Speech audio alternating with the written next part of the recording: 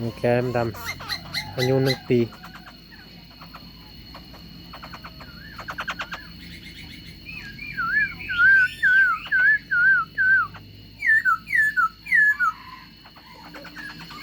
ตัวนี้อายุ3 ปีเก่งหลายเลยตัวนี้นี่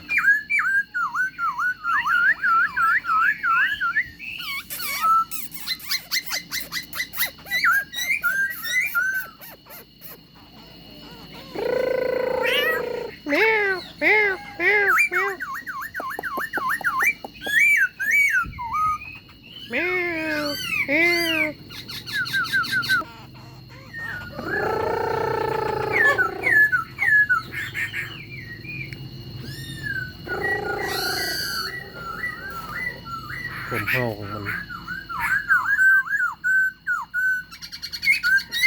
ลีลามันด้วยหนูนี่อายุ1 ปีงามงามนี่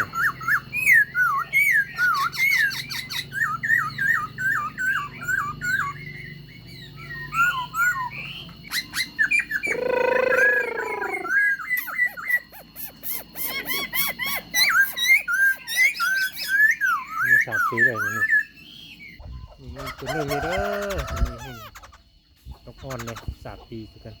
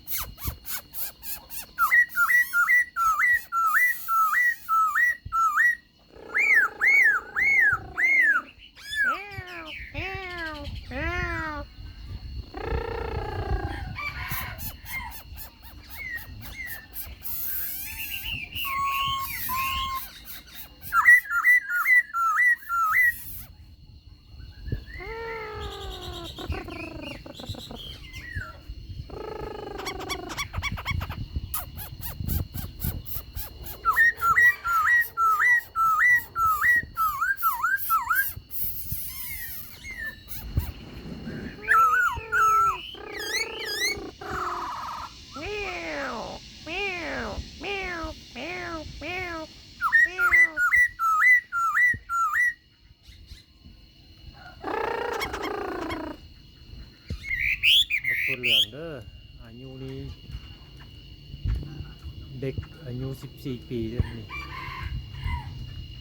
อายุกรุงนี้โบแมนธรรมดาละนกเมตอนี่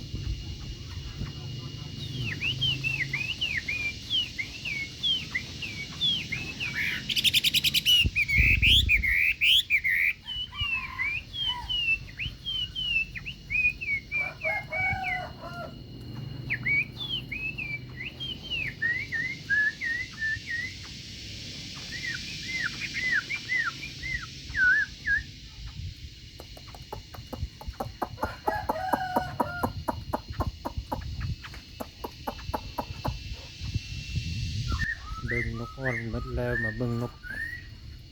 ผสมพันธุ์เด้อนี่ตัวดำเต็มเขาเลยกูนี่มันอายุตัวแม่พันธุ์นี่5 ปีแล้วอันนี้มันแตกเลยได้3 ตัวกูนี่มันได้5 ปีแล้วกูเป็นตัวแบบเขานี่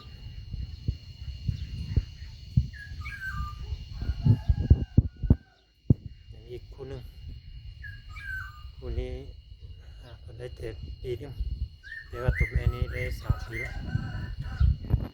ตัวแม่เป็นตัวอยู่แถวนี้แม่เป็นตัวนี้ตัวผู้ แม่นกำลังฟักไข่อยู่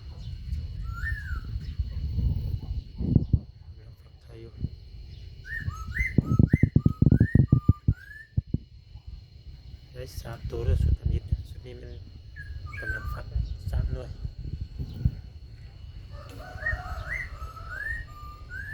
วันนี้มารีวิวเบิ่งนกเด้อใส่หักนกหมดทุกคนมาเรียนนกชัฟเฟอร์นะนกชัฟเฟอร์คุณเอาอย่กดใจฉันเนาะนกยี่สิบตัวฉันเนาะซะเอาจะเจริญเติบโตนะฉันมาที่จะทอดตัดตัวได้รู้แท้นกชัฟเฟอร์ได้ใจเด้อพวกนั้นเราจะเอาจีชงนะแกแต่ตัวจีชงนะตัวเราได้หมดกว่าเราเติบโตเลยตัวเราจะตัวได้หมดกว่าเราตัวพ่อฉันนะตัวพ่อเราได้พ่อตัวนี้ใช่ไหมตัวพ่อเราตัวจะได้เนาะชิดหลงพ่อนะแต่ไม่ตายตัวพ่อนะฮะทำพ่อแม่ลงมาอาบน้ำเลยตัวพ่อนี่ใจฝักไปอุ้มลูกนี่แหละนอนเฝ้าลูกของมันนะแม่นะคุณนี่มัน5 ปีแล้วพ่อแม่พัน